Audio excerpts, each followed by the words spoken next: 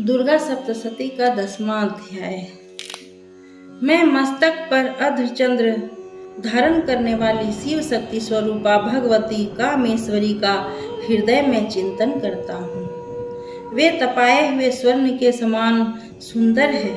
सूर्य, चंद्रमा और अग्नि ये ही तीन उनके नेत्र है तथा वे अपने मनोहर हाथों में धनुष, बाण, अंकुश, पाश और शूल धारण किए हुए हैं। ऋषि कहते हैं, राजन, अपने प्राणों के समान प्यारे भाई नृसिंह को मारा गया देख तथा सारी सेना का संहार होता जान शुंभ ने कुपित होकर कहा, दुष्ट दुर्गे,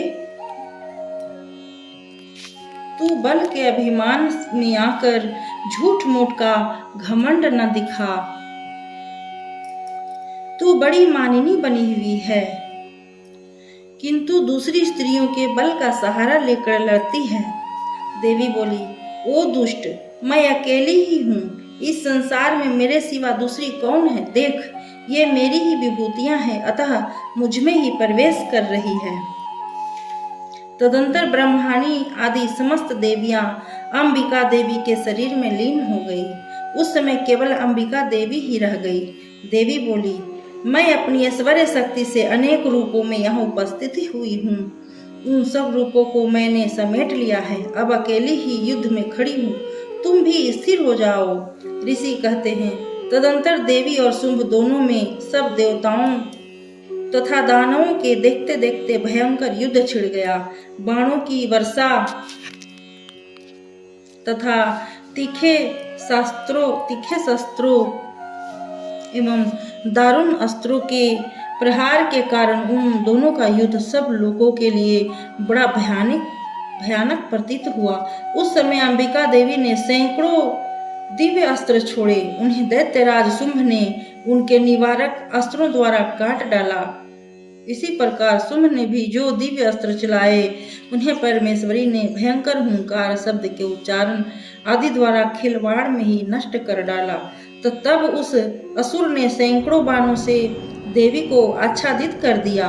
यह देख क्रोध में भरी हुई उन देवी ने बाण मारकर उसका धनुष काट डाला।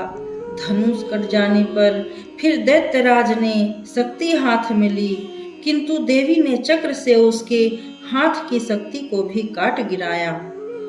तत्पश्चात दैत्यों के स्वामी शुंभ ने 100 चांद वाली चमकती हुई ढाल और तलवार हाथ में ले उस समय देवी पर धावा किया।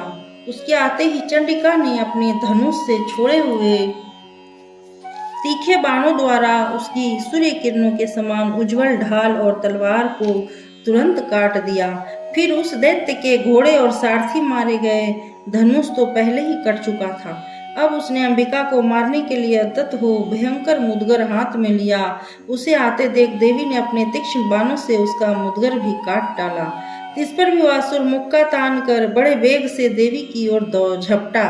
उस दैत्यराज ने देवी की छाती में मुक्का मारा। तब उन देवी ने भी उसकी छाती में एक चांटा जड़ दिया। देवी का थप्पड़ खाकर दैत्यराज शुंभ पृथ्वी पर गिर पड़ा, किंतु पुनः सहसा पूर्ववत उठकर खड़ा हो गया। फिर वह उछला और देवी को ऊपर ले जाकर आकाश में खड़ा हो गया। तब चंडिका आकाश में भी बिना किसी आधार के ही शुंभ के साथ युद्ध करने लगी। उस समय दैत्य और चंडिका आकाश में एक दूसरे से लड़ने लगे। उनका वह युद्ध पहले सिद्ध और मुनियों को विस्मय में डालने वाला हुआ। फिर अंबिका ने शुंभ के साथ बहुत देर तक युद्ध करने के पश्चात उसे उठाकर घुमाया और पृथ्वी पर पटक दिया। पटके जाने पर पृथ्वी पर आने के बाद वह दुष्ट आत्मा दैत्य पुनः चंडिका का वध करने के लिए उनकी ओर बड़े वेग से दौड़ा। तब समस्त दैत्यों के राजा शुंभ को अपनी ओर आते देख देवी ने त्रिशूल से उसकी छाती छेद कर उसे पृथ्वी पर गिरा दिया। देवी के शूल की धार से घायल होने पर उसके प्राण पखेरु उड़ गए और वह समुद्रों, द्वीपों तथा पर्वत सहित समूची पृथ्वी को कंपाता हुआ भूमि पर गिर पड़ा। तदंतर उस दुरात्मा के मारे जाने पर संपूर्ण जगत प्रसन्न एवं पूर्ण स्वस्थ हो गया तथा आकाश स्वच्छ दिखाई देने लगा। पहले जो उत्पात सूचक मेघ और उल्कापात होते थे वे सब शांत हो गए तथा उस दैत्य के मारे जाने पर नदियां भी ठीक मार्ग से बहने लगी। उस समय शुंभ की मृत्यु के बाद संपूर्ण देवताओं का हृदय हर्ष से भर गया और गंधर्व गण मधुर गीत गाने लगे। दूसरे गंधर्व बाजे बजाने लगे और अप्सराएं नाचने लगी।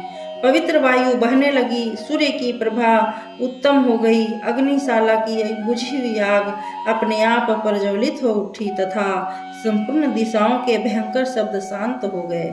इस प्रकार श्री मार्कंडेय पुराण में सार्वजनिक मनवंतर की कथा के अंतर्गत देवी महात्म्य में शुंभ वध नामक 10वां अध्याय पूरा हुआ। ओम।